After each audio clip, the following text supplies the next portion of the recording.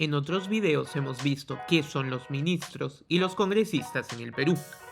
Ahora veremos qué es y qué hace el presidente de la República.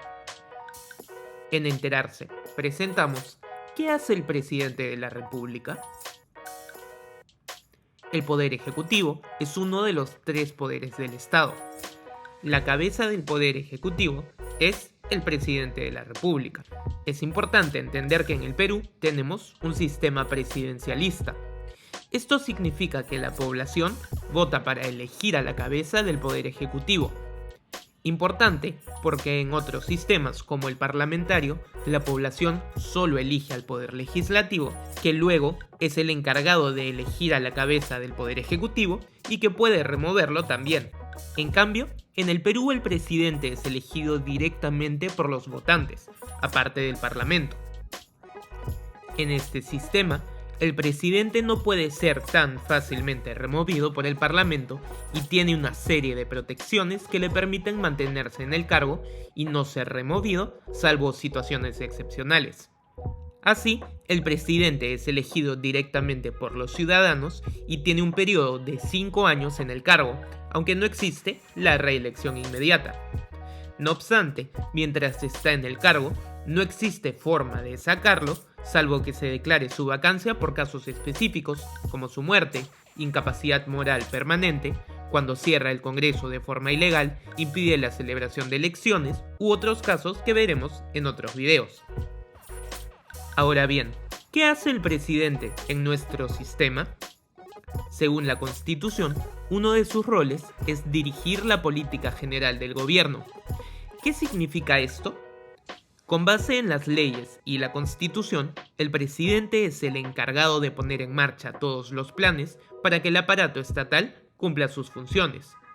Por ejemplo, para el periodo 2021-2026, estos planes incluyen la reactivación económica, el impulso de la ciencia, tecnología e innovación, fortalecimiento del sistema educativo, entre otros.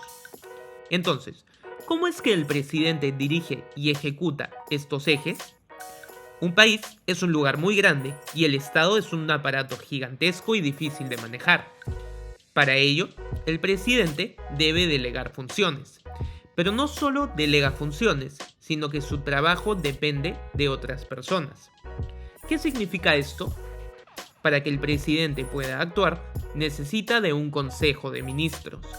El jefe de Estado tiene que nombrar a un presidente del Consejo de Ministros y el resto de ministros de Estado, que son los encargados de ejecutar y poner en marcha todos los planes para manejar el aparato gubernamental. Así, existe un ministro encargado de la economía, un ministro encargado de la defensa del país, uno de la seguridad, uno de la salud, entre muchos otros. Cada uno se encarga de todos los organismos que se encuentran bajo sus ministerios y al mismo tiempo responden ante el Consejo de Ministros y también el presidente. Esto significa que uno de los roles más importantes de un presidente es escoger correctamente a las personas encargadas de manejar los ministerios. Sin ellos, no se pueden ejecutar correctamente las políticas del gobierno. Adicionalmente, según la Constitución, todo acto presidencial necesita del refrendo ministerial para tener validez. Esto significa que sin un Consejo de Ministros, el presidente no puede actuar en el Perú, lo que vimos en nuestro video sobre los ministros.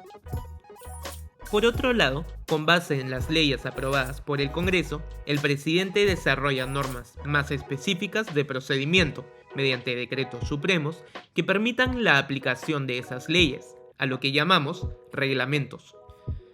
Más aún, el presidente tiene el deber de promulgar las leyes aprobadas por el Congreso. ¿Qué significa esto? Para que las leyes tengan efecto, deben ser publicadas en el Diario Oficial del Peruano.